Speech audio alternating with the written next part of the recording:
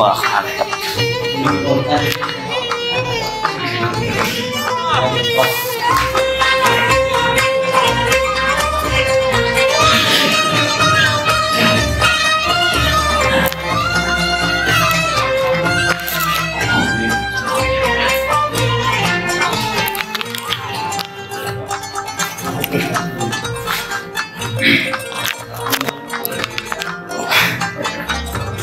Leduk.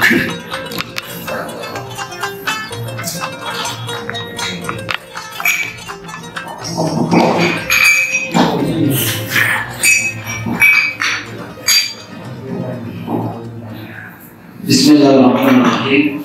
Assalamualaikum warahmatullahi wabarakatuh.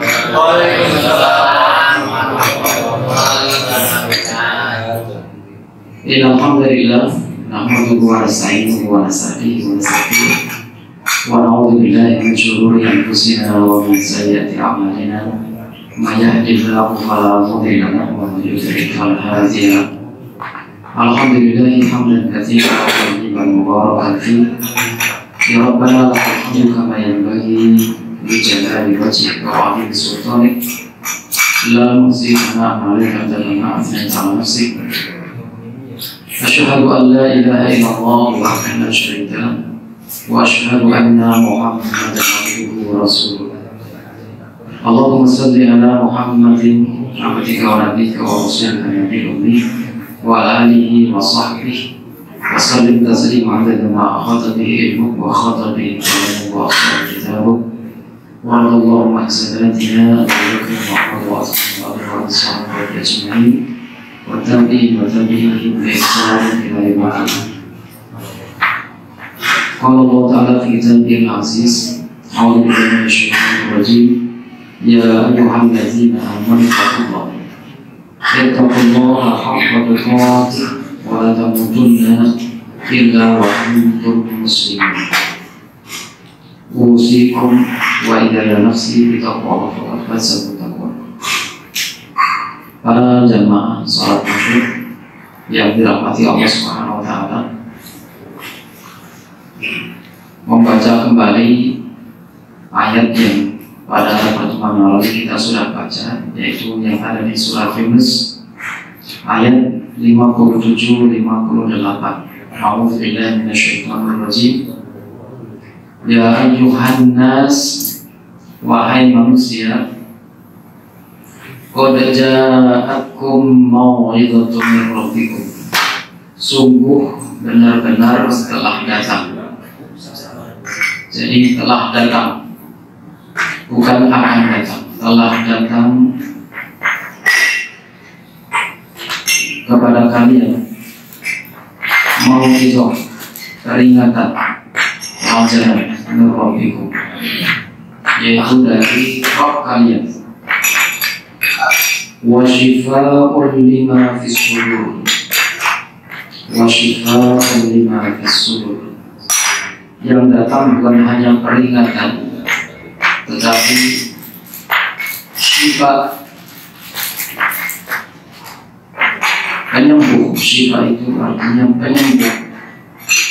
penyembuh dari segala macam penyakit yang ada di dalam dada kita.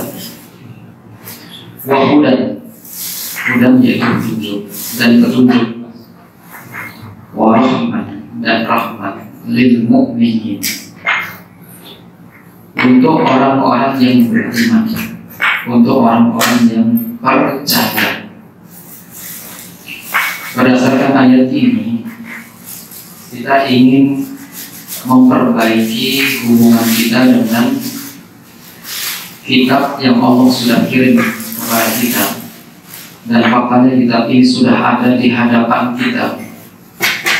Dan di dalam kitab inilah Allah Subhanahu wa Ta'ala menyimpan mau'izah, peringatan, pelajaran, menyimpan resep obat penyembuh seluruh penyakit yang ada di dalam dada kita, dan petunjuk, begitu juga rahmat. Maka ketika kita membaca ayat, membaca surat, maka kita harus berusaha untuk fokus. Kita akan mencoba merubah pola hubungan kita dengan Al-Quran selama ini.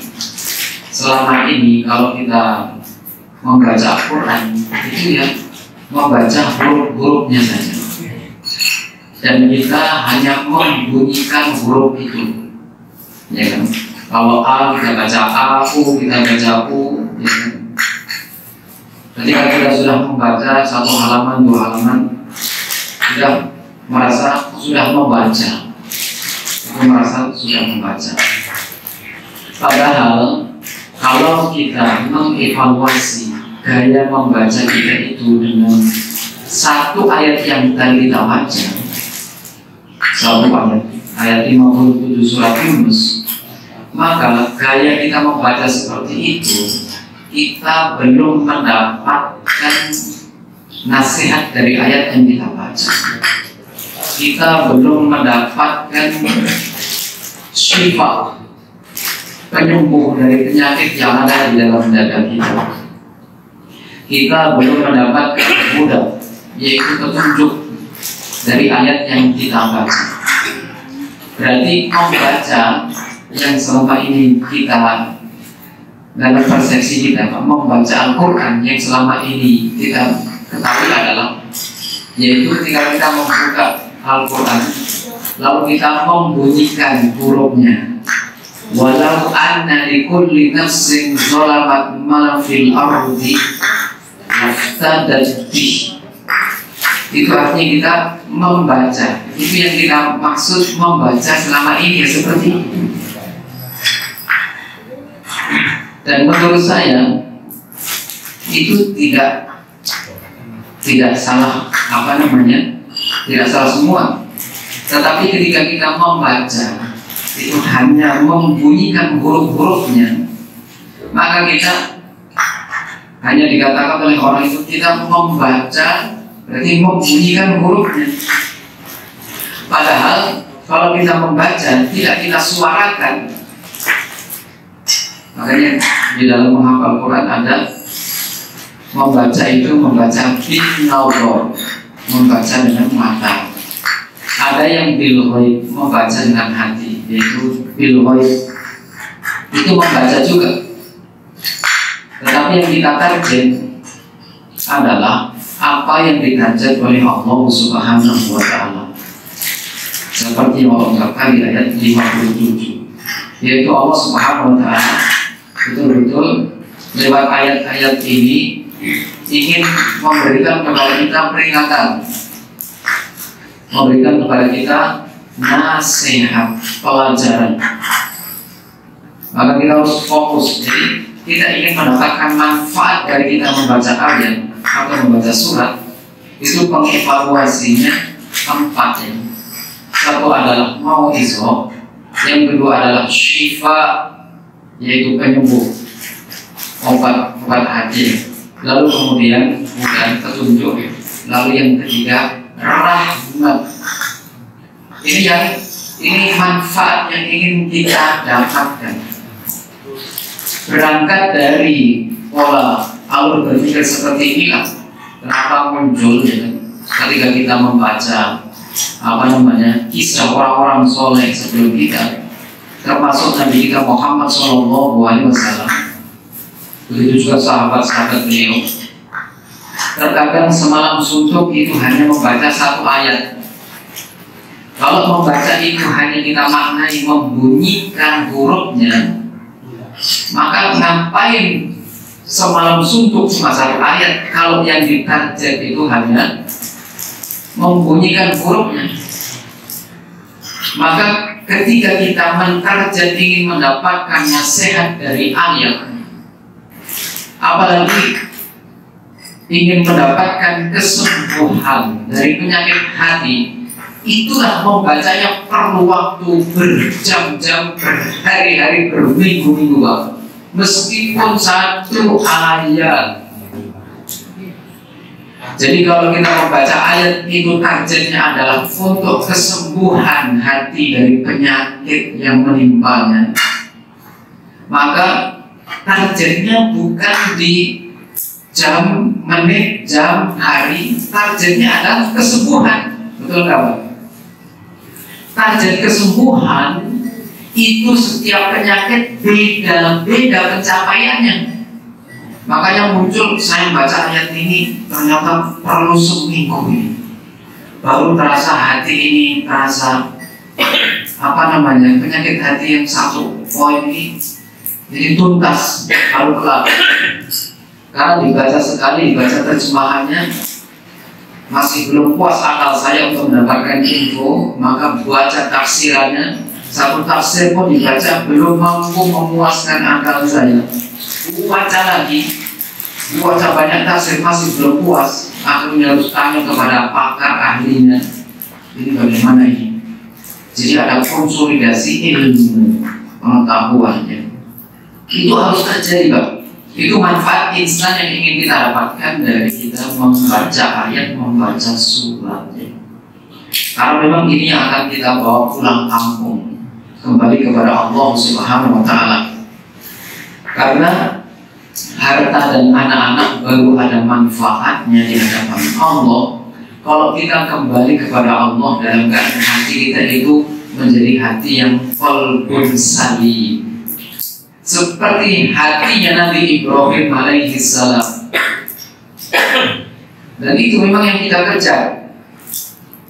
Makanya pada zaman yang dirahmati Allah Subhanahu wa Ta'ala, saya mengajak diri saya dan para jemaah untuk mengikuti alur berpikir ayat-ayat Allah ini luar biasa menurut saya, sangat mencerdaskan kita sebagai hambanya, ya kan? Kalau memang kita betul-betul sungguh-sungguh mengambil nasihat dari ayat ini. Ya ayuhan nasu qad ja'akum mau'izatun min rabbikum wa shifaa'un lima fis sudur wa hudan wa rahmah lil mu'minin. Lalu kemudian ayat yang kedua, yaitu ayat 58. Ini perintah langsung dari Allah. Qul, katakanlah, bi fadlillah wa bi rahmatihi, dengan karunia Allah dan rahmatnya. Jadi tafsir Al-Muyassar disebutkan karunia Allah itu adalah Al-Quranul Karim. Jadi Quranul Karim 30 juz ini kita terima dari Allah Subhanahu wa Ta'ala tanpa usaha sedikit pun dari kita, Pak. Betul-betul kita tiba-tiba lahir langsung sudah di depan kita ada 30 juz tersusun rapi, sudah jadi tinggal membaca, dan alhamdulillah langsung sudah di sebelah kirinya ada maknanya, ada terjemahannya. Ini perlu perjuangan ulama yang sangat panjang sekali, Pak.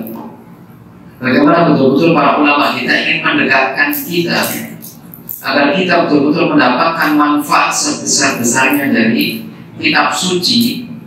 Kitab suci ini bukan hanya kitab untuk kita simpan di tempat yang tinggi-tinggi, bukan, Pak. Tapi betul-betul kitab suci ini Allah ingin memberikan manfaat sebesar-besarnya kepada kita semua. Pada manfaat ini, kalau memang kita mendapatkan manfaat itu hanya sekarang ketika hidup di dunia, karena kalau sudah wafat, sudah kita nggak bisa lagi ngambil itu. Maka sekarang ini kita harus mentarget. Bahkan kalau bisa hadis-hadis yang sahih yang menjelaskan, misalnya surat-surat yang harus kita hafal sebelum mati, ya minimal, istilahnya minimal surat apa saja, ya kan? Harus ada target itu. Seperti kita punya target ingin bahagia di sini, belum punya rumah, beli rumah meskipun kredit. Itu namanya proses, Pak. Proses logis untuk mencapai apa yang kita inginkan sehingga kita mendapatkan kebahagiaan di dunia. Kita juga harus menempuh proses logis yang masuk akal untuk mendapatkan kebahagiaan di akhirat. Proses itu harus kita tempuh ya, sebagaimana yang ditunjukkan oleh Allah Subhanahu wa Ta'ala. Allah memerintahkan qul, katakanlah, bifadlillah, dengan karunia Allah, wa birahmatihi. Rahmat ini terkait dengan Islam, keislaman kita, keimanan kita. Ini betul-betul rahmat dari Allah Subhanahu wa Ta'ala. Fabidalika, maka dengan hal tersebut, falyafrahu, hendaknya mereka bergembira. Kalimat falyafrahu ini perintah dari Allah agar kita merespon secara khusus nikmat. Karena nikmat ini minimal bisa kita bagi menjadi dua. Ada nikmat yang dikenalkan oleh Allah dengan istilah zahir. Itu Allah sebutkan di surat Luqman. Wa asbagha 'alaikum ni'amahu zahiratan wa batinatan. Allah telah menyempurnakan nikmatnya atas kalian zahiratan. Zahiratan itu yang zahir. Lalu yang jenis yang kedua, wabatinatan, itu yang batin, yang nggak nampak oleh mata kita, yang sifatnya maknawi. Yang zahir termasuk bumi yang kita injek, matahari yang kita lihat, makanan, minuman, anak, istri, semua itu nikmat yang zahir, yang nampak. Ada nikmat yang tidak seperti itu, sifatnya maknawi. Allah kirim ini, Pak, yaitu 30 juz.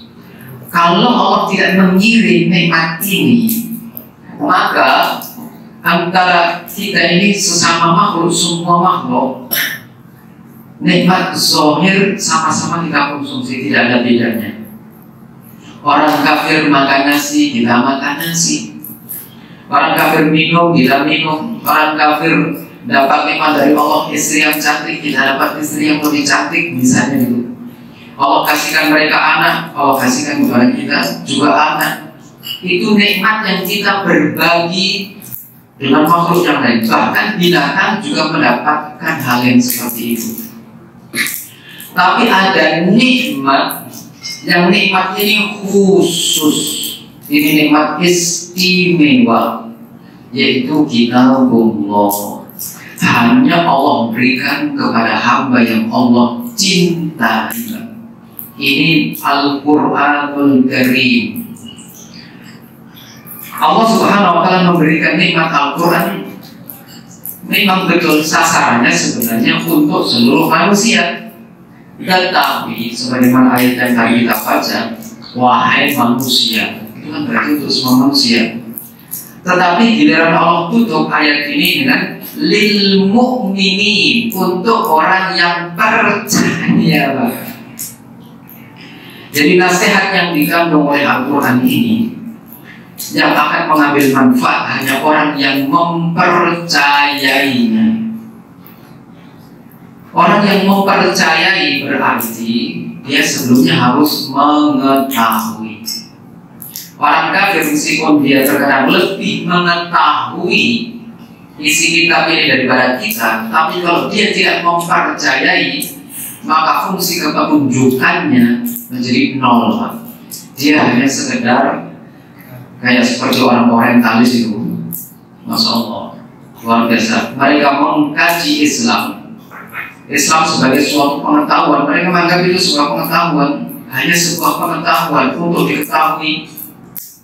Bahkan mereka bisa lebih tahu surat ini sekian ayat jumlahnya, isinya begini cerita, Musa cerita, bisa detail gitu. Itu sisi pengetahuan. Kalau untuk sisi mengetahui, peluang kita antara kita dengan orang kafir, orang munafik sama, Pak. Yang membedakan adalah setelah mengetahui, lalu kita apakan itu. Nah, di situ dia. Itu masuk kepada dua pilihan. Apakah petunjuk itu setelah kita ketahui, kita sikapi dengan sodako atau kadzdzaba, yaitu kita bersikap membenarkannya atau mendustakannya. Tidak ada pilihan yang lain, Pak. Maka orang membaca lalu mengetahui itu belum cukup. Apalagi kalau membaca dan nggak tahu, apalagi nggak tahu apa yang mau diambil. Jadi betul-betul sangat prihatin sekali selama ini kita menyikapi Al-Quran ini, Masya Allah, betul-betul sangat tidak menghormati. Karena kita menganggap menghormati itu hanya dalam bentuk ketika meletakkan Quran di tempat yang tinggi begini, Bang. Iya, betul, itu menghormati. Tapi kalau Allah melihat kita hanya menghormati dalam bentuk seperti itu, tetapi nasihat yang dikandungnya kita abaikan, bikin sakit Allah. Allah bikin marah. Buru-buru Allah. Kita saja kalau kirim surat ke anak kita yang ada di Bandung, sudah surat kita khusus mengirim orang untuk mengantarkan surat, kan jauh-jauh. Lalu surat sampai di sana diterima oleh anak kita. Memang betul diterima dengan sangat baik, bisa kelihatannya ya kan. Lalu disimpan di tempat yang bodoh. Tapi dia tak buka, Pak. Ampun. Kita yang tahu, ya Allah suratnya mau gak dibuka itu. Ya Allah, kapan anak saya buka surat itu? Rupanya dibukanya hanya ketika ada yang meninggal dunia. Ya kan? Baru dibuka tuh. Dan dibukanya pun hanya dibunyikan saja.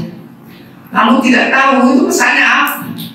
Apa pernah ada makhluk hidup yang mengirim surat kepada makhluk hidup yang lain yang tujuannya agar surat itu tidak dibaca dan tidak dimengerti? Menurut saya nggak ada, Pak. Jadi betul-betul Allah Subhanahu Wa Taala mengirim surat ini luar biasa.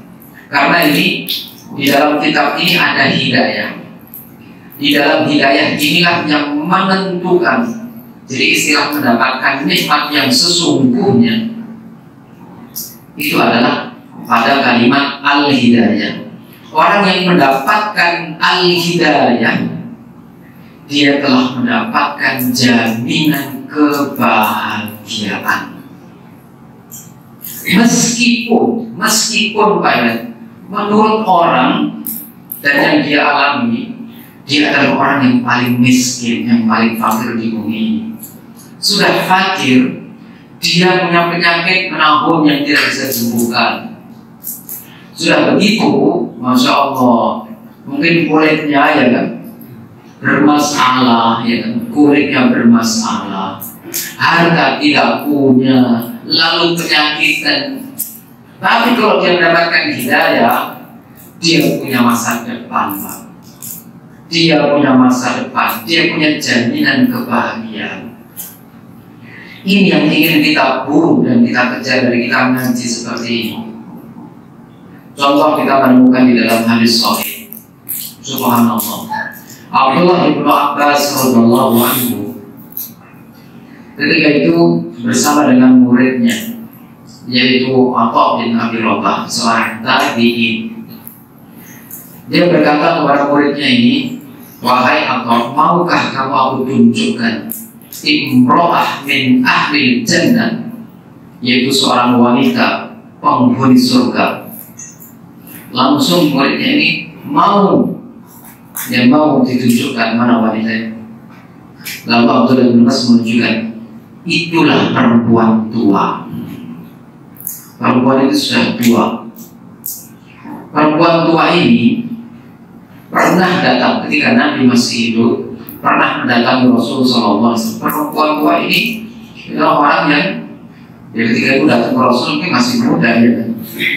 Dia orang yang kulitnya hitam, lalu kondisi ekonominya fakir, lalu kemudian dia punya penyakit.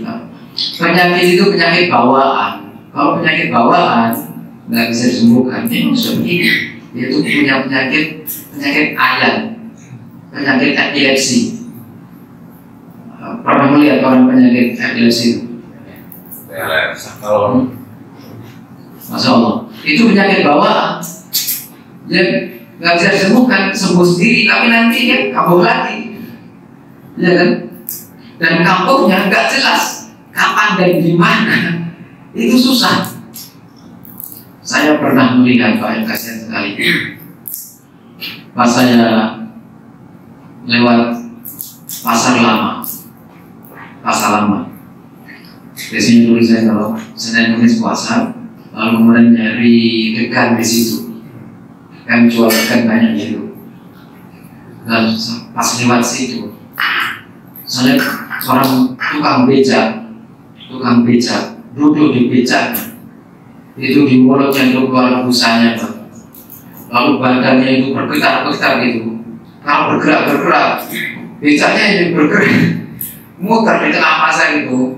Allah berarti jadi tontonan semua orang kasihan. Tapi tukang becak yang lain tahu ini memang nggak bisa mau ditolong kayak apa, nggak bisa ditolong, hanya dibiarkan saja begitu bentar-bentar gitu kan. Itu orang sakit ayam itu kayak seperti itu. Itu bahaya kalau ketemu air, ya kan? Ketemu air bisa masuk air, sudah nggak bisa menyelamatkan dirinya, mau begitu nggak sadar gitu.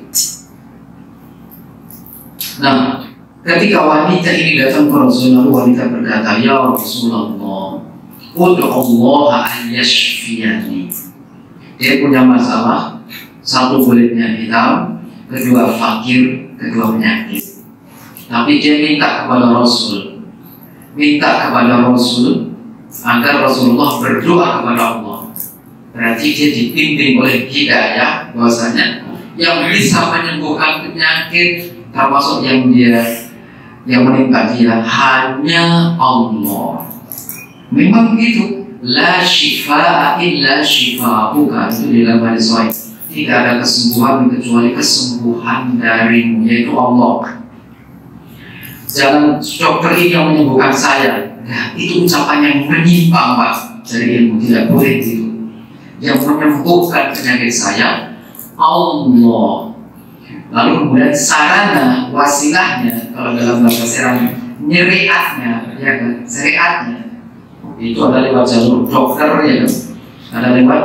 Nah, wanita ini minta tolong kepada Rasul SAW untuk berdoa, yaitu lewat jalur doa, berdoa. Sebenarnya beliau sendiri bisa berdoa, tapi beliau tahu doa yang pasti ada jaminan diijabah itu Rasulullah SAW. Maka beliau datang ke Rasulullah SAW, "Ya Rasulullah, ud'u Allah an yashfiyani." Wahai baginda Rasul, tolong doakan saya kepada Allah agar Allah menyembuhkan penyakit saya. Ternyata apa? Rasulullah SAW langsung respon. Responnya bukan langsung mendoakan, tetapi memberikan dua pilihan. Masya Allah. Pilihannya adalah in syi'ti da'utullah an yashfiyaki wa in syi'ti sabarti falakil jannah. Kalau engkau memilih, kalau engkau berkehendak, saya akan berdoa kepada Allah, semoga Allah menyembuhkan penyakitmu. Tapi kalau engkau berkehendak, silahkan engkau sabar, maka engkau akan mendapatkan surga. Itu pilihan, Pak. Luar biasa. Dan saya meyakini pasti ada di antara kita. Kalau tidak di antara kita, mungkin ada salah satu anggota keluarga kita yang dia diuji oleh Allah dengan situasi yang mungkin mirip seperti orang seperti ini, seperti wanita itu. Maka ketika diuji seperti itu, pilihannya salah satu pilihan adalah sabar. Kalau sabar, maka seperti yang didapatkan wanita, falakil jannah, bagimu surga. Sekarang kita lihat bagaimana respon wanita ini. Jadi dua pilihan ini adalah hidayah, Pak, tapi dalam bentuk ilmu, ya kan? Hidayah dalam bentuk ilmu. Kalau kamu berkehendak, saya akan berdoa kepada Allah untuk kesembuhan penyakit kamu. Kalau engkau berkehendak, engkau bersikap sabar, engkau akan mendapatkan surga. Lalu tahapan yang kedua namanya hidayah untuk taufik, hidayah untuk memilih. Dia dari rumah memang pengennya apa? Mendapatkan kesembuhan, ya kan? Tapi ternyata mendapatkan tawaran yang lebih menarik daripada dari kesembuhan badannya, dari penyakit. Yang lebih menarik itu apa? Surga, Pak. Apa yang terjadi? Langsung di hadapan Nabi, wanita itu berkata, Ya Rasulullah, idzan sabartu, kalau begitu saya sabar. Jadi wanita ini untuk memilih sabar tidak perlu istikharah, kan ada dua pilihan, ya kan? Satu manfaat duniawi, yang kedua manfaat ukhrawi. Sembuhnya badan dari penyakit itu manfaat duniawi, tapi dapat surga itu apa? Ukhrawi. Nah, antara duniawi dengan ukhrawi mana yang lebih utama? Menurut ilmunya Allah, walal akhiratu khairun laka minal ula, yang akhirat lebih baik daripada yang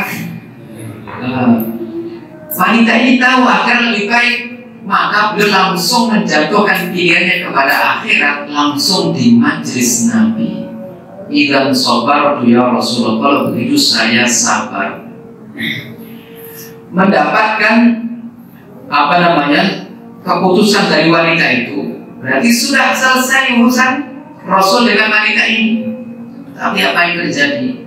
Wanita ini kemudian langsung meninggalkan Rasul, tapi baru melangkah beberapa langkah, langsung wanita itu balik lagi ke Nabi, lalu menyampaikan, ya Rasulullah, wahai baginda Rasul, kalau penyakit saya kambuh, maka atakasyafu. Atakasyafu itu aurat saya terbuka. Karena ini perempuan. Orang kalau penyakit ayahnya kambuh, misalnya ibu-ibu duduk di situ, ya kan? Lalu penyakit ayah kambuh, otomatis dia langsung menggelepar-gelepar di atas tanah. Yang terjadi auratnya terbuka. Karena gerakannya namanya gerakan di luar kontrol, nggak sadar. Dan sebenarnya ketika aurat terbuka pun dia nggak ada masalah secara agama, tidak kena vonis hukum, ya kan? Karena tidak sadar. Ternyata itu yang dia ingat, kalau saya kambuh aurat saya, berarti ini wanita yang sangat menjaga agamanya. Dia tidak mau kalau penyakit kambuh auratnya kebuka. Maka itu yang beliau minta.